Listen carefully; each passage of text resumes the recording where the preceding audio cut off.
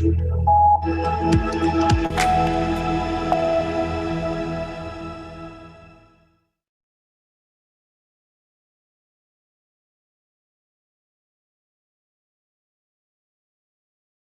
afternoon, ladies and gentlemen. I'm Cadet Second Class Conley Walters, and it is my great privilege to welcome you to the challenge ceremony of the 28th Annual National Character and Leadership Symposium. The NCLS team would like to take one final opportunity to thank the generous supporters and partners who make this event possible. The United States Air Force Academy Class of 1959, our flagship sponsor, the Class of 1973, the Class of 1974, the Class of 1993, the Association of Graduates, the Air Force Academy Foundation, the Falcon Foundation, the Muse Family Foundation, Earl Enix, Class of 1977, and Mrs. Candy Enix, and the Defense Orientation Conference Association. Before we begin, it is my great honor to present this year's winner of the Malheum M. Waken Character and Leadership Development Award. Greetings from the Center for Character and Leadership Development at Polaris Hall. 24 years ago, the class of 1974 decided to endow an award in my honor. I was humbled then by this honor, and I remain humbled now. As in years past, this year's winner was judged on significant contributions to the cadet character development, conspicuous moral courage, great personal sacrifice, conduct above and beyond the requirements of duty, and finally, leadership and professionalism in keeping with the highest ideals of Air Force tradition. In my 50-plus years in developing leaders, I have observed many people that exemplify the Waken Award's attributes, and this year is no different. On behalf of the class of 1974 and the Academy's superintendent, it is truly an honor to announce that this year's Waken Award winner is Ms. Gina Mensch from the United States Air Force Academy Preparatory School. Ms. Mensch serves as the prep school's Chief of Character, Culture, and Climate. Some of her accomplishments include developing a 10-month character and leadership training plan, flexible enough to deal with pandemic restrictions, and serving as a mentor and character coach to cadet candidates. Being a catalyst for the COVID evacuation in spring 2020 by assisting student moves and emergency travel for 230 airmen. Coordinating morale weekends and facilitating events that boosted resiliency for every prep school student, to include service as the officer in charge of the Falcon Wings Club. Again, I am humbled to have this award named after me. Congratulations to Ms. Mensch and all of this year's nominees. Thank you for what you do for our cadets and cadet candidates. Good afternoon, ladies and gentlemen, Lieutenant General Clark, and it is my distinct honor to be here today to present the Waken Award to Miss Nikki Mensch. And I will say that this has special meaning to me because General Waken was my instructor when I was a cadet, and I understand everything that he stood for when it comes to character development. And Nikki certainly exemplifies all that he stood for. At the prep school, she has done amazing things. She's been there for 10 years, over 10 years now. She's developed their 10-month program for character development for our preppies, which is absolutely amazing because we at USAFA benefit from that education, so thank you for that. But also she's had an installation-wide impact. She's helped us with our honor review. She's done worked on the NCLS team. She's done so many different things that span beyond her normal reach at the prep school. But really, one of the other things that she's worked in that sort of took her out of her box was the effort with COVID. She was able to help the prep school fight through COVID last term and to get all of the preppies, all 230 of them, home and back. And that was a Herculean task. So it just speaks to her character, her expertise, and her dedication to the mission. So it is my distinct honor to award Miss Nikki Minch the Waken Award.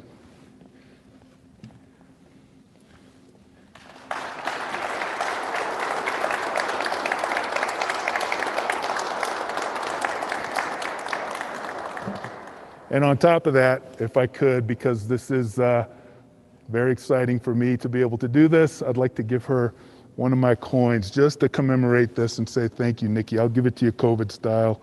We'll do it like that, but thank you. Just awesome, just awesome. Did you have any words? She's so humble and bashful, she didn't want to say any words. I think I've said enough for her, though. We're very proud of you, and thank you for what you do for our academy and for our country. Outstanding. Thank you. We now have the phenomenal opportunity to hear from the final speaker of this year's NCLS, General John Raymond. General Raymond is the first Chief of Space Operations for the United States Space Force. He was commissioned in 1984 from Clemson University and has served in influential positions at all levels of command. General Raymond exemplifies innovation and is an embodiment of warrior ethos and has taken command of a brand new branch of the United States military. He comes to us this afternoon with a wealth of knowledge and a special challenge to each and every one of us. Ladies and gentlemen, it is now my privilege to welcome General Raymond.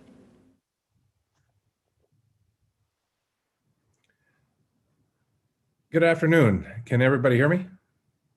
Can I get a thumbs up? Great. Hey, I tell you what a spectacular honor it is for me to participate in such an important event. And Cadet Walters, thank you for the kind introduction. Thank you for serving our country. Thank you for volunteering to serve our country. I appreciate all you're doing at the Air Force Academy, and thanks for leading. And I'm going to talk a little bit about that in my remarks. I also want to thank a good friend of mine and a leader that I have the utmost admiration for, and that's Lieutenant General Clark. The superintendent at the Air Force Academy is an absolutely critical position for both the Air Force and the Space Force, and it's a position that we take great care in when selecting who should lead that institution. And I will tell you, you're lucky. You are extremely lucky as an academy to have Lieutenant General Clark as your superintendent. And Rich, I'd just like to say hats off to you for your leadership. I have already seen you make some really tough decisions, and right off the bat as you took leadership role at the academy, and we're really proud of you and what you're doing. So thanks for the opportunity for being here today. I'm really humbled. I've gone through the agenda. I've seen the speakers that you've had. It's a really distinguished group of folks, accomplished scholars, military leaders that I personally admire and respect, corporate executives, and then most importantly, practitioners of cultivating character and inspiring leadership. And again, as I said up front, there is no better role model for the folks at the Air Force Academy to follow and to emulate than your boss, Lieutenant General Rich Clark. You know, I've been through many leadership forums over the course of my almost 37-year career. I was a proud airman for 35 and a half years or so. And then on 1 December of 2019, 14 months ago, the National Defense Authorization Act was signed, and the former president handed me a piece of paper that kicked me out of the Air Force and made me the first member of the United States Space Force. I was the only member of the United States Space Force for a few months until I was able to hire a Chief Master Sergeant of the Space Force, Chief Roger Toberman. So, you know, the old Army motto of, you know, an army of one, well, it was clearly, I was a service of one, and I could truly say that because I was it. And it's a huge privilege to be able to stand up this newest branch of our armed forces. There's no checklist on how to do this. We went back to 1947 and tried to tease out some lessons that came out of the establishment of the United States Air Force. There wasn't like a big continuity binder that we took, and so we started running. And if you would have told me when I was in your shoes as in my case, an ROTC cadet at Clemson University, what I like to consider the Harvard of the South. If you had told me that someday I would have been a service chief, I would have said you're nuts. That isn't going to happen. But I'll tell you one thing that I remember this as if it was yesterday, and it wasn't yesterday. It was 37 and a half years ago. I remember I was over at my ROTC commander's house in his backyard. They had a picnic at the end of the school year, and he pulled me aside and he said, and he put his finger in my chest.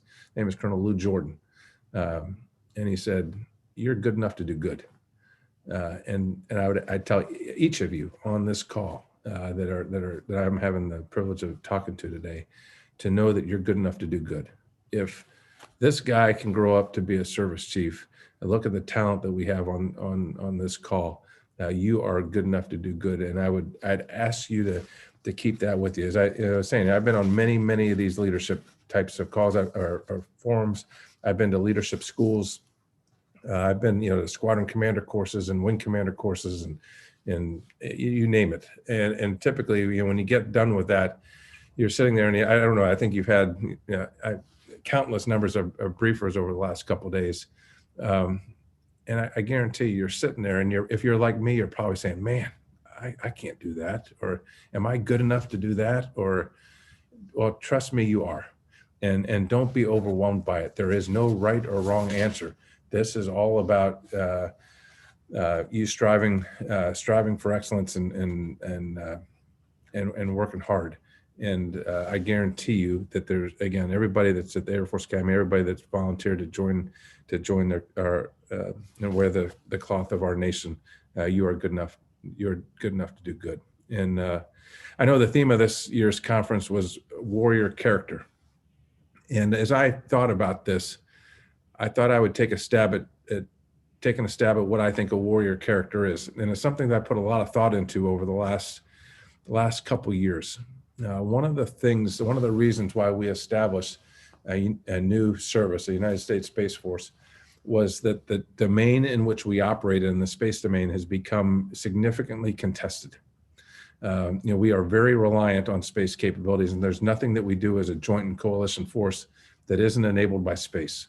Whether it's combat operations or humanitarian assistance, disaster relief operations, or anything in between, there's nothing that we do that isn't enabled. And that integration of space into joint and coalition operations provides us great advantage. Unfortunately, our competitors or adversaries have taken note of that and are developing capabilities to negate our access to those capabilities. And so it's very clear today that space has become a warfighting domain. And as we then stand up this service and you start thinking about what are the implications of this new domain being a warfighting domain, it's required us to change every bit of how we operate in what used to be Air Force Space Command, now in the United States Space Force. And so as we've tried to make that culture shift from operators that largely are right down the road from those that are in Colorado Springs at Peterson and Schriever, working behind a console to give them a mentality that they're warfighters. Some of the folks that are there, because they judge their view of warfighters as being the proximity to the fight. Some of them might not think they're warfighters. Some of them might think, hey, I provide critical information to warfighters, but I'm not a warfighter. I disagree with that. And what I would like to do is walk you through some characteristics of what I see are warfighting characteristics that can be applied to any career field that you're in. And so I will also tell you this, I'm plagiarizing here, and plagiarism is the highest form of flattery. But I went out when I was the Air Force Base Command commander and hired the best warfighter that I knew to be the 14th Air Force vice commander out at California. And his name is Brigadier General Wolf Davidson. He's a special tactics operator, special ops background, all layers of command, many deployment opportunities. I first met him when he was the executive chief of staff of the Air Force. And I was really inspired by him. And so I hired him to come to our team. And I did so purposefully to try to have him help us define what it means to be to have a warrior's character.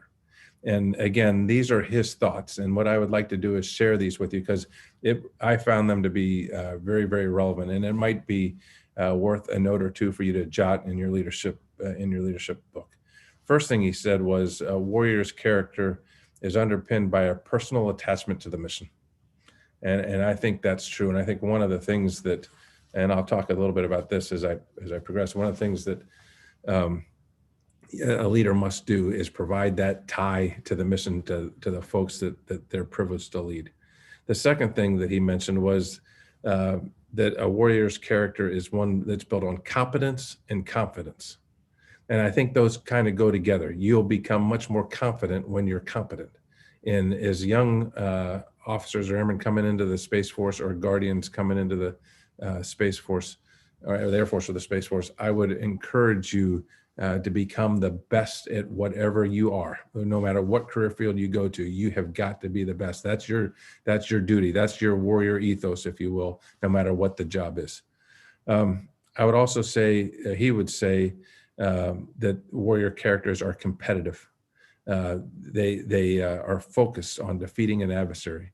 In our business, that's space superiority in the Space Force. And I want every person that's been handpicked to come into the Space Force, which today is roughly 6,700, including 86 from the Air Force Academy last year and 116 coming up from the Air Force Academy this year.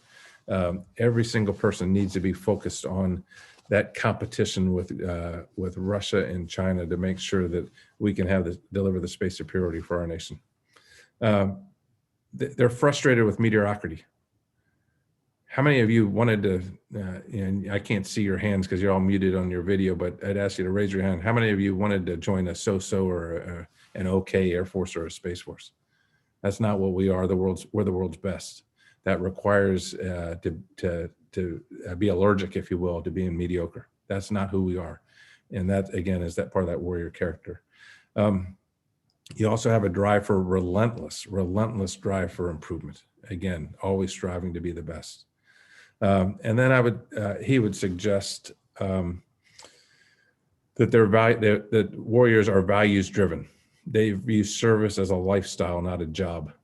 This is not something that you take off, like you take your uniform off when you leave the base and you put on a civilian clothes and you transition from a military person to a civilian person. This is who you are as a person. It's ingrained in you. It's your lifestyle. It's not a job. And so those are characteristics. And I thought they would be important to share with you. Again, I have a lot of respect for General Wolf Davidson, and I really, those resonated with me as we've been resonating over the last year or so. And so that first one was, personally attached to the mission. I think that begins with the oath of office. And I think each one of you, you're going to raise your hand. You've already done so when you joined, but you're going to raise your hand when you become commissioned or serving in our military. And I think it's important that you take time to read that oath and you take time to reflect on that oath. There's not many times in your life where you're going to take an oath. And so let me just highlight a few pieces of that. Now, I'll support and defend the Constitution of the United States against all enemies, foreign and domestic. A perfect example for you to research and study is Lieutenant Rosalind Roz Schulte, Air Force Academy class of 2006, Intel professional. Was over in Afghanistan and was killed by a roadside bomb. She was out on a mission to help train members of the Afghanistan military to understand the intelligence business. She was killed on the way back from that mission. She's the first Air Force Academy female graduate that was killed in combat. It'd be worth studying about her and learning what she did. The oath goes on to say, "I'll bear true faith and allegiance to the same." Look at Janet Wolfenberger, General Janet C. Wolfenberger, graduate, first class of the Air Force Academy in 1980. First female class in the Air Force Academy. She remained faithful to the country despite entering at a time when it wasn't easy to serve in the military as a female. She brought great change across the military and became the Air Force's first 4-star female general officer. If you haven't had a chance to meet her, she's a spectacular officer. I've had the privilege of serving with her. Read up on her. I take this obligation freely, without any mental reservation or purpose of evasion. Without reservation, Captain Charles T. McMillan II, class of 1973, volunteered for the mission to rescue 53 Americans being held hostage in Iran. I was in high school when that happened. He gave his life for his fellow Americans. There was no reservation there. Study that if you get a chance. I'll well and faithfully discharge the duties of the office upon which I'm about to enter. Leroy W Homer, class of 1984. Warrior that gave his life as the first officer on United Airlines Flight 93, the 4th aircraft that was hijacked on September 11th, 2001, and the only flight to not make it to its intended target. When the passengers and crew overpowered the hijackers and crashed the plane before it could reach its target. And so again, I would encourage each of you to take that oath, dissect that oath, think about that oath, and then match some people to that oath and study those folks and learn from it. And then what I would offer, there's no right or wrong answer when it comes to leadership. You're going to have to develop your own personal style. You're going to have lots of role models, both good and bad. And I would encourage you to have a leadership notebook, if you will, and write down what you think is good. Hey, if I ever become a leader, I'd like to emulate what that person has done, or write down, man, I'm never going to do that. And because you're going to learn from your lessons of your service. Let me offer a few things. First of all, don't ever pass up an opportunity to lead. Every time I have passed up an opportunity to lead, it has come back to bite me. And so if you see something and it requires some leadership, don't pass up that opportunity. I would also say, remember, it's leadership, it's not likership. Leadership is not about being liked. Now, having said that, you don't want to be universally hated, but you're going to have to make some tough calls. And your bosses are going to demand that you make those tough calls and not shift those tough calls to others because you want to be liked. And so I think one of the things that I have found when I see young leaders struggle, it's because they view it as a likership vice a leadership. And I'd encourage you to think through that as well. I talked about in the ethos about having a direct tie to the mission. I think that's really important. I think one of the things leaders has to do is set the conditions so that everybody that you're privileged to lead understands how they tie into that mission, and that you're developing leaders at all levels. And so a quick example, I was out ops group commander years ago, long time ago, at Vandenberg Air Force Base. And I was in the launch business, and we were getting ready to launch a rocket. And the day before launch, we had a power issue on base. It's pouring down rain. Two young airmen from civil engineers were up on a power pole in the rain with a kind of a homemade tent over top of this thing, changing out an electrical piece to get our range up so we could support that mission. It required everybody on that installation to do that mission. It's not just the space operators that were on console. And I would encourage each of you, when you are in your organizations, make sure that people understand just how critical their role is to carrying out that mission. I'd also say set high standards. We talked about, in the warrior ethos, nobody wants to be part of a so-so Air Force. Lots of people, going back to that likership, think, boy, I don't want to set too high standards because, I don't want to hold people accountable and I want to be liked. what you'll find is units that have very high standards, that are holding themselves accountable, leaders are holding themselves accountable and holding their organization accountable to meet those standards, are the highest performing and most highest, the units that have the most highest morale in your entire units. And so set high standards, hold yourself accountable to meet those standards, and hold the airmen or guardians that you're privileged to lead accountable to meet those standards as well. You got to take care of yourself. Leadership is a tough sport, and it's hard business, and it's demanding business. And I would encourage each of you to make sure that you put in place the physical fitness regimen that you need, and that you are looking after yourself and you are looking after those that you are privileged to lead. I think that's key. And then the last thing I would say, and this is the most important thing out of this talk, is be a good person. I told you, I said up front, you might be saying, well, you just said it's not about likership. What isn't about likership? You can't be hated. You got to treat people with respect. You have to treat people with dignity. You have to create an environment that everybody comes to work and can professionally and personally grow in what they're doing. And that culture is set by the leader.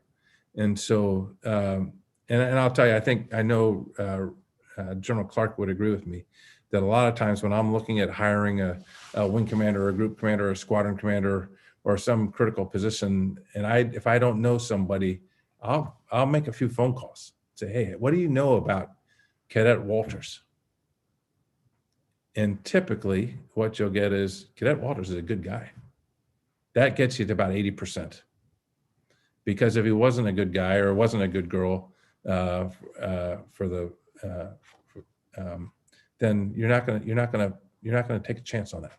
And so if you look at the priorities that our Secretary of Defense is focusing on, is people. That's really, really important. And so I'd encourage you to make sure you're that person that inspires people, that people want to follow your leadership. And I think, again, if anything, put that in your book in bold letters. Be a good person. And so in closing, I would just, first of all, I want to say thank you. I really appreciate the opportunity to be here. And in fact, it was the highlight of my week. We've had a great week. We've had an Air Force Association conference while this conference was going on. If you get an opportunity, I had the privilege yesterday of doing a fireside chat with Neil deGrasse Tyson about space. It's out on I think it's out on Facebook or whatever. You can link into that. He's a spectacular guy. It's been a great, great week. But I'll tell you the highlight is this, and it's getting to talk about something that I'm really passionate about. It's talking about something that is at the core of what we do as a military service and as an officer in the military. I challenge each of you to apply what you've learned and write these things down in a notebook. I'd encourage you to don't pass up that opportunity to lead. Just like Cadet Walters is leading this effort, you want to practice leadership when the national security of the United States isn't relying on it. You want to make sure that you have an opportunity to hone your skills before the day after you graduate, when you take the oath and now you're responsible for airmen, guardians, and a mission. You want to make sure that you practice. So never pass that up. I challenge you to be a good person. Set those high standards. Take care of the airmen and guardians that you're leading. Hold yourself accountable, and hold the people that you're privileged to lead accountable. Thank you for listening. Thank you to each of you for serving our country. There's not many people your age that are qualified to wear this uniform. We need you. The value of your leadership and the value of your service has never been higher. And so again, it's been an absolute privilege to speak with you today. I'm honored to serve at your side, and I hope I have an opportunity to meet you all in person. If you ever see me in person, tell me that you were a part of this conference, so I can thank you in person and say I really appreciate what you do. Aim high for those airmen and Semper Super for the Guardians. General Raymond, sir, thank you so much. I accept your challenge, sir. I'm looking forward to applying everything that I've learned, and I know that everyone who has listened to these sessions over the past few days, we are all good enough to do good. Sir, once again, thank you for driving home an outstanding 28th Annual National Character and Leadership Symposium. As a token of our appreciation, a commemorative plaque is on its way to you, and we hope that it will serve as a reminder of the challenge that you have extended to each of us, and as encouragement to continually challenge everyone you interact with. Well, thank you. And again, it's my absolute honor. I'm going to be out there at the Academy next week, and if I could, I'd like to kindly see if I can intersect you and give you my coin as well to say thanks for leading. And it was awesome to be introduced by you. Thanks. Sir, it'd be an absolute honor and a privilege. We'll definitely have to meet up for sure. And sir, we'd love to have you out here again next year for NCLS 2022. Invite me, I'll be there. Hopefully I can do it in person. We're hoping as well. Fantastic. And reflecting back on this past year, we know that we've all had many uncertainties in life, and that we've all had plenty of opportunities to learn more about who we are as individuals. However, NCLS this week has provided each of us with a chance to learn as a community, to gain insight from one another's strengths and weaknesses, and from one another's triumphs and failures. I know that each and every one of us has, during the course of the past 3 days, has had at least one moment or one phrase touch our hearts and inspire us to improve and be better. I add my simple invitation to that of General Raymond to act on that feeling and become a better person tomorrow than you are today. We are so glad that you're able to join us for this amazing opportunity, and we hope that you will continue to have impactful conversations wherever you are in the world beyond this week's events. Please enjoy this wonderful compilation of some of the highlights of the past 2 days.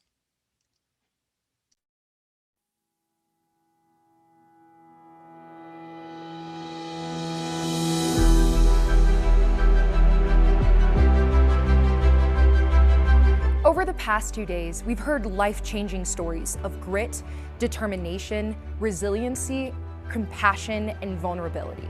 We've listened to heroes recount feats of bravery, and brave men and women talk about some of the darkest times in their lives. We learned that quieting our minds, recharging our bodies, striving for happiness, and keeping an open mind are just as important in building our warrior ethos as military or physical training.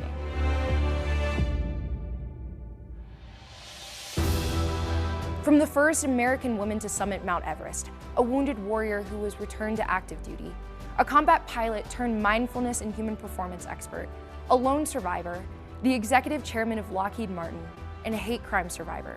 We have heard stories of bravery, perseverance, leadership, and grit.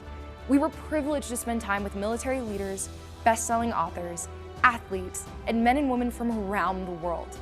We do not close the symposium as the same people we were when it started. We cannot hear these extraordinary stories and not somehow be changed. When you get knocked down 23 times, you get up 24. Be the person that everyone knows will never leave a fallen comrade. We have to be willing to know what we stand for. We must make fundamental shift in our thinking that inclusiveness equals competitiveness. Being prepared to fight and win means that every day we have to take the opportunity to prepare for the worst day of our lives. I am no longer afraid of facing bullets for seeking justice for Afghan children, women, and minorities whose cries are continuously silenced and ignored. That when you find yourself, like I did, not strong enough to wake up and address the challenges of the day when you're dealt a pretty rough hand, you're okay because your support base around you is there. And they'll help pick you up. Getting through those hard times makes you better for the next time around. Choosing to forgive is the reason why I was able to turn my pain into power. Don't be afraid to fail. We've all failed. Those that have been successful have failed. You got to do some things in order to figure out where your superpowers lie. Our ethos is who we are. Our ethos will allow us to succeed. Thank you for opening your minds to a unique and innovative format for this thought-provoking symposium. Our first ever fully virtual NCLS was made possible only through your willingness to look at things in new ways and challenge yourselves to embrace change. Throughout the past 2 days, you spent time broadening your perspective, putting yourself in another person's shoes, and thinking critically and openly about the tough challenges that face each of us as future leaders. Let us step forward with a greater understanding that warrior ethos is multifaceted. In addition to the traditional mental and physical toughness we attribute to warriors and leaders, We're reminded that mindfulness, vulnerability, compassion, inclusion, and open-mindedness are also crucial. We will continue to discuss and reflect upon what comprises our own warrior ethos and use it as we become leaders of character, striving to live honorably, lifting others to their best possible selves, and elevating the performance of our teams. As we continue the conversation through integration into cadet coursework and future opportunities to spend time with leaders who will challenge our way of thinking, we reflect with gratitude on the past few days. We invite you to join us again next year for NCLS 2022, where we will explore the theme of ethics and respect for human dignity. If you were inspired by our speakers this year and have someone in mind who'd be a great fit for next year's symposium, please go to the Air Force Academy's NCLS homepage and nominate a speaker through the speaker nominations link. Thank you again for your commitment to growing leaders of character at the United States Air Force Academy.